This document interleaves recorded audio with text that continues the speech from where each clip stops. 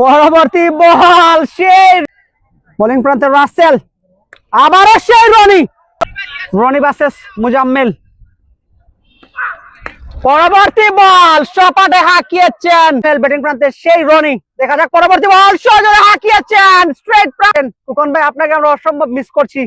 আপনি অতি তাড়াতাড়ি আমাদের মাঠে ফিরে আসবেন। আমাদের এমবি স্পোর্টস এবং আমাদের ব্যক্তিগত পক্ষ থেকে অসংখ্য ধন্যবাদ জানাচ্ছি। সজোরে হাঁকিয়েছেন আবারও সেই রনি 1-6 এর এই ম্যাচে আমরা সকালবেলার যে ম্যাচটি লক্ষ্য করেছিলাম, স্কোয়াড এবং